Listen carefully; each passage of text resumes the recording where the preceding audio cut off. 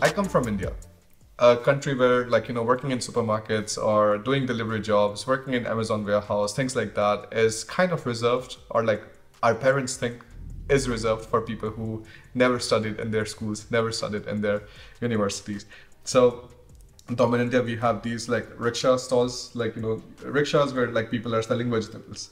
So our parents would always say, and like that was a common phenomenon, like not just my parents, but like everybody, that if you don't do anything in the school, you'd be one of these people like selling vegetables on a rickshaw stall. So that used to be the scenario, and it didn't really used to be something that people would respect, or like, would be like, yeah, okay, like, it doesn't matter as long as you're making money. It always ended up being more about what kind of reputation it has in the society, how will it look in front of others, things like that. And this was like one of the big cultural shocks which I got when I was here, that like it is not really something that people look down upon or something, because it is treated as one of the essential jobs or something. So give me a little bit of idea, like how are, like, just these jobs seen in Germany? Like, do people care at all? Like, is it something in the back of their mind that, yeah, okay, he's working in the supermarket, but I should not judge it? Or is it like people do not care at all, like what the other person is doing, as long as they're making money?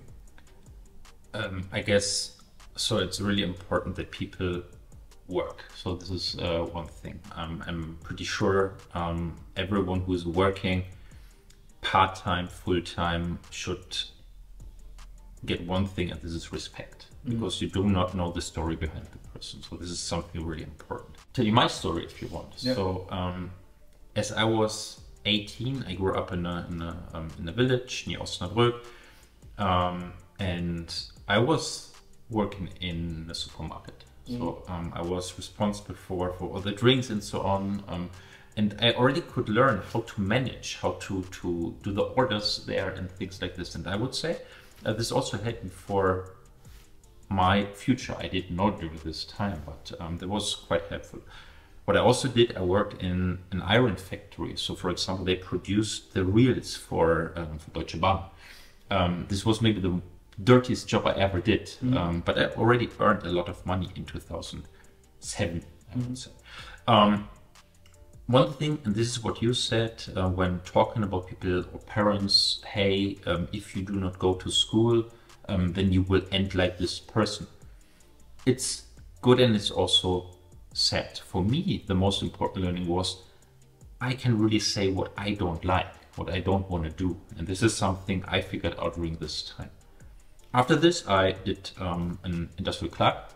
So I was working in a chemical factory, which was also pretty cool. So I could jump into every field in the company. So I was in the sales department, I was in the technical department, I was in the supply department.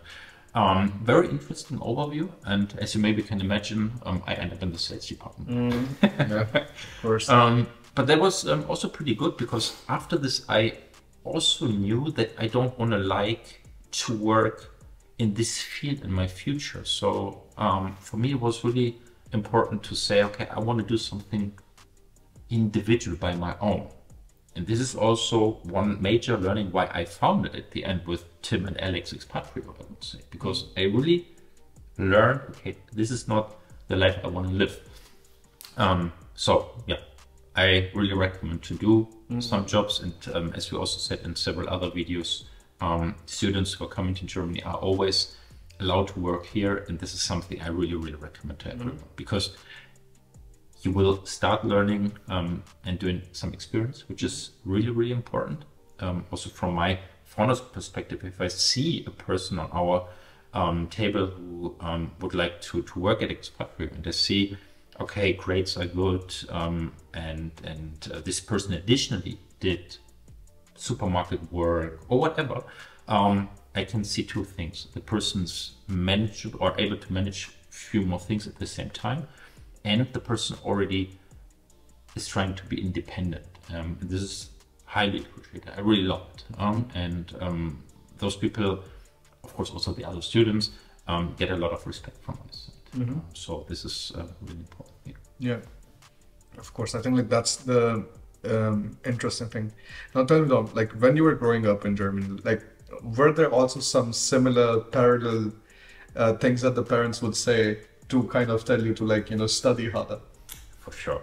So also when talking about my parents, they are self-employed, and my father was always pushing me to say, okay, I remember as I came back from Korea, where I did my semester abroad, I said, okay, I need to rest a few weeks, or maybe because I had to do an internship. So for me, it was clear to go to Berlin. Then after 3 days, he came to my room and asked me, hey, what's with your applications for the interview? Did you do something? Did you do something? I said, no, not yet.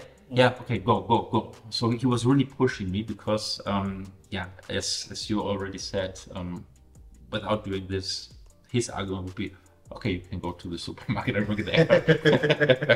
Maybe they still remember you. Okay, interesting.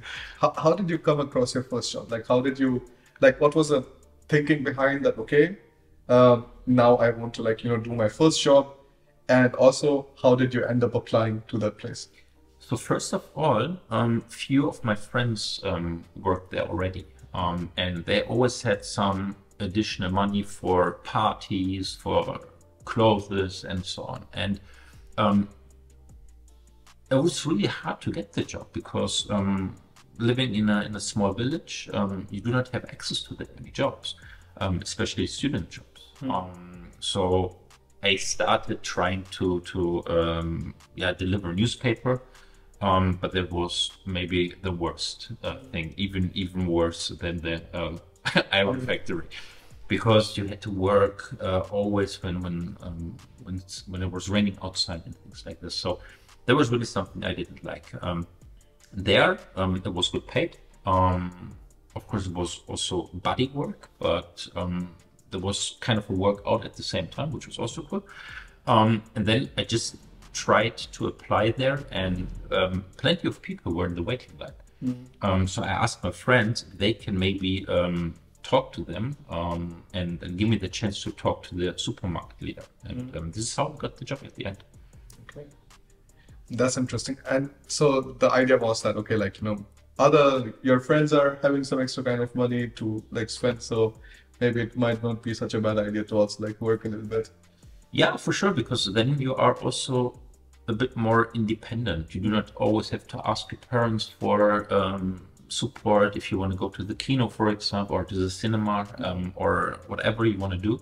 So that was quite good, and it was also kind of the expectation of my parents to do something, not always being at home or whatever. Luckily, I was quite good at school, so I could also focus on other things, and this allowed me then in the past also to do some things maybe others couldn't do. Yeah. Okay, so to kind of like get a little bit more idea, Tom, in German culture, what do you think are the most typical values that people, so what would be considered a good hardworking person, or like a good person in a society? Like, what would be the characteristics of that person, if you think about it? So for example, like my outside perspective is more like, in Germany, kind of like work is like really, really important. So like if you're not working, you're like good for nothing. Like so if you can't work, you should be working. If you have some kind of like physical problems, whatever, like, it's understandable. But if you are not working and you're able to work, that's not something which is regarded. So if you are able to work, you should work. So sincerity, that you're able to do your task like 100% and like not really kind of fumbling around, and punctuality. I think like these are the three ideas that I get. So because most of us like watching this video are also like who have essentially no idea about German culture, right? Like we didn't grow up in German households or like went to German schools, kindergartens, things like that. We don't know what kind of things are taught there, what kind of things are seen good, not so good, things like that. So a little bit of idea if you can give there growing up, like what were the things that you were seeing? So I would say what you already said, I can support. For me, from a personal perspective, of course, it's also like doing something with your time, which is good. And luckily, here in Germany, we have a lot of chances, a lot of support that people more or less will always can work. Of course, not everyone can work, depending on what personal situation ever. And this is also something really important. We shouldn't judge those people because you never know the story behind a person. That's basically how I would say it. And in the school and stuff, like, were there something which really stood out? Like, did you have something, some of these classes like ethics or something, like morals and ethics, something like that? Because in Indian schools, we used to have these kind of classes which were really interesting. And of course, I mean, like, they try to push you towards the superlative. And their hope is that you end up becoming a little bit better person by all of the teachings that they're giving you. But like, of course, like, most of it like doesn't really work out that way. At the end, it's your own story. Yeah. So I guess you can get external input as much as you can get, but you have to think about those things. You have to build your own mindset. And this is something which will help your personality at the end also to grow. So external input like ethical classes is quite nice, I guess, to understand also different point of views from very smart people. But at the end, it's your job to think about it and do it the best as you can. So now, if you would have to choose working in a supermarket versus having your own company. Okay, so look, having a company is not easy, right? Like, you just have so much drama going on. Like, you have paperwork with the finance arms, you have, I don't know, like lawyer stuff to take care of, regulations are changing constantly, customer support, things like that. So, like, because you can always choose to not do your best and do something very basic or very normal, something which maybe does not need so much effort, versus like striving for the absolute best. So how did you get to like founding your own company, or was it more like, like, I don't want to like settle for the normal stuff?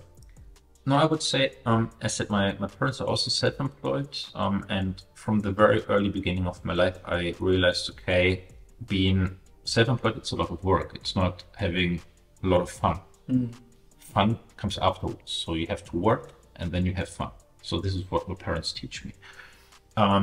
The basic idea of being self-employed or being a co-founder of a company was always there. I would say it started with 22, 23.